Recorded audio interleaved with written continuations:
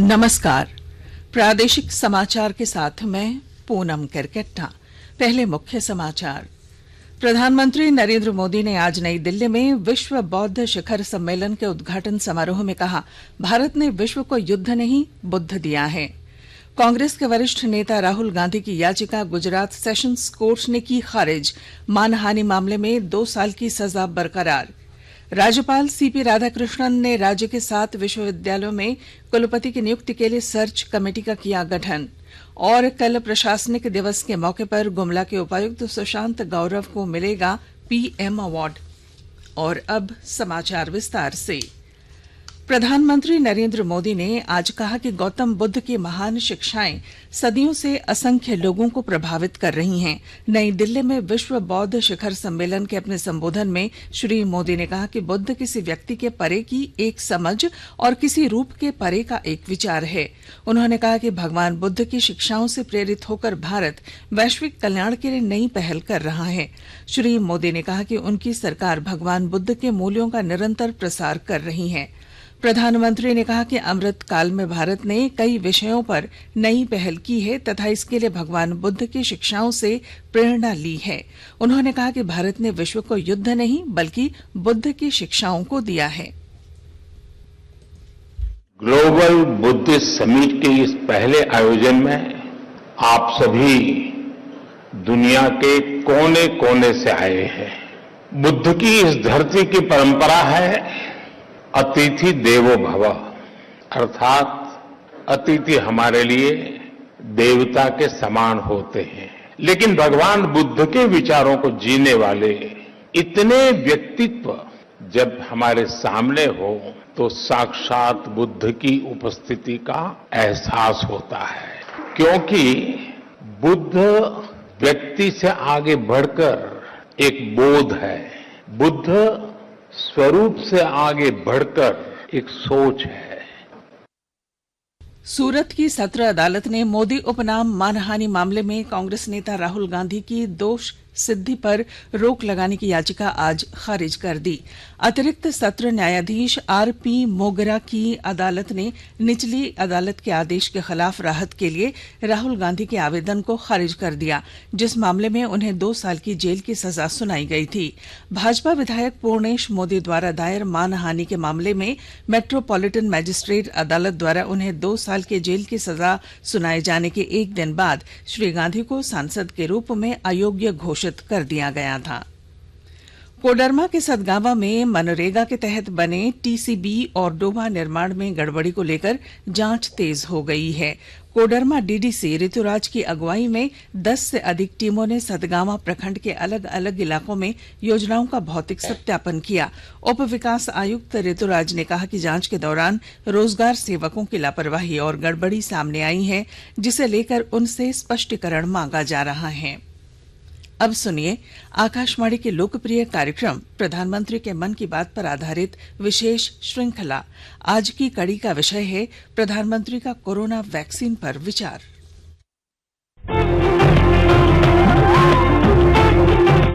लोग, आवाज और सीधा संवाद, यानी आपके हम सबके मन की बात।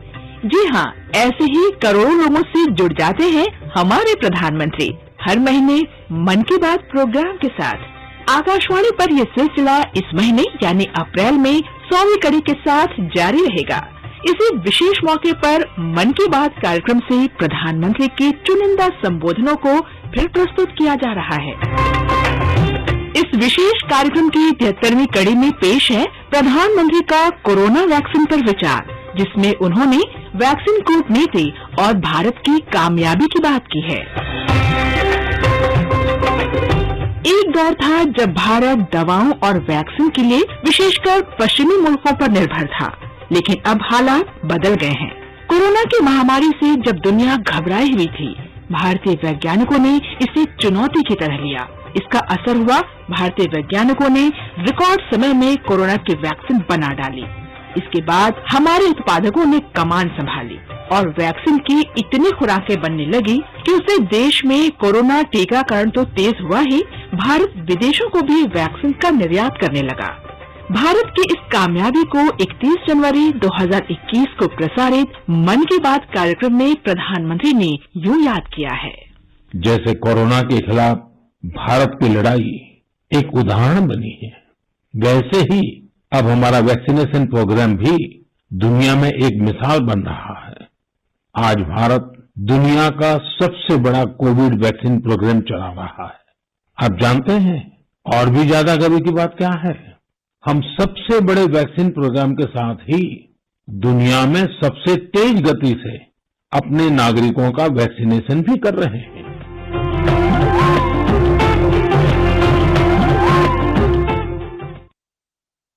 आकाशवाणी के ताजा तरीन समाचारों के लिए आप हमारी वेबसाइट newsonair.com पर लॉग ऑन कर सकते हैं। ताजा समाचार Twitter handle @AIR news alerts और Facebook page All India Radio News पर भी उपलब्ध है। आप प्रादेशिक समाचार एकांश के ट्विटर हैंडल @AIR न्यूज _ और फेसबुक, इंस्टाग्राम पेज तथा YouTube channel AIR news Ranchi पर भी हमारे बुलेटिन सुन सकते हैं। प्रादेशिक समाचार आप आकाशवाणी रांची से सुन रहे हैं। राज्यपाल सीपी राधाकृष्णन ने राज्य के 7 विश्वविद्यालयों में कुलपति की नियुक्ति के लिए सर्च कमेटी का गठन किया है। सर्च कमेटी के अध्यक्ष झारखंड हाईकोर्ट के न्यायाधीश रंगन मुखोपाध्याय को बनाया गया है। कमेटी में राज्य सरकार के प्रतिनिधि, यूजीसी के मनोनीत सदस्य तथा शिक्षाविदों को सदस्य के रूप में रखा गया है।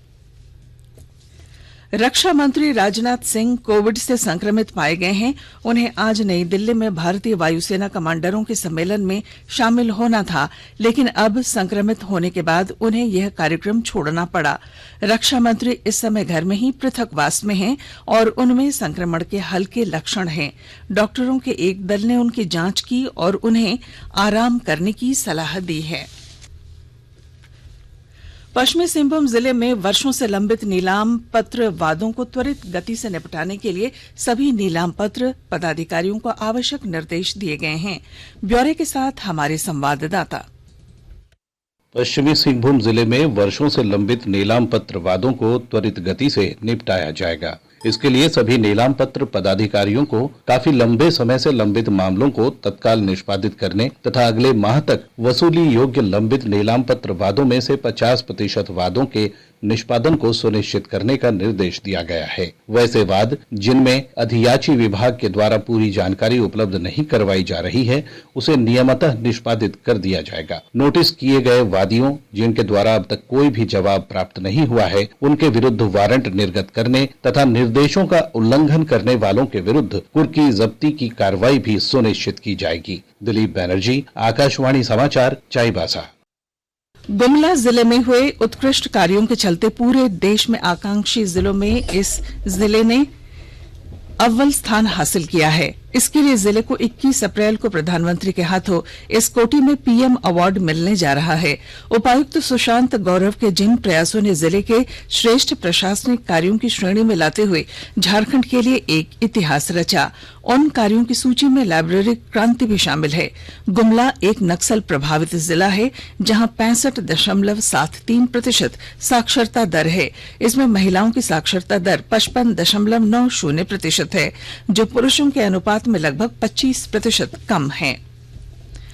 गोड्डा जिले की महगामा पुलिस ने 3 युवकों को अवैध हथियार के साथ गिरफ्तार किया है। पुलिस के अनुसार ये किसी घटना को अंजाम देने जा रहे थे।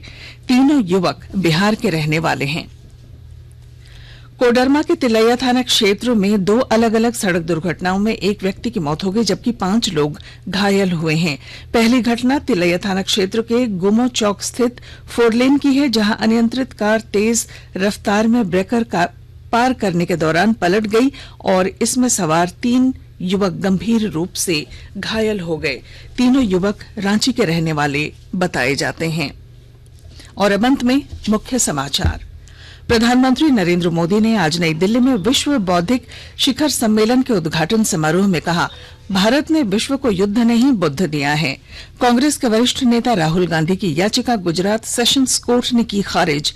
राज्यपाल सीपी राधाकृष्णन ने राज्य के 7 विश्वविद्यालयों में कुलपति की नियुक्ति के लिए सर्च कमेटी का किया गठन। और कल प्रशासनिक दिवस के मौके पर गुमला के उपायुक्त सुशांत गौरव को मिलेगा पीएम अवार्ड। और इसके साथ ही आकाशवाणी रांची से प्रादेशिक समाचार का ये बुलेटिन समाप्त हुआ। नमस्कार।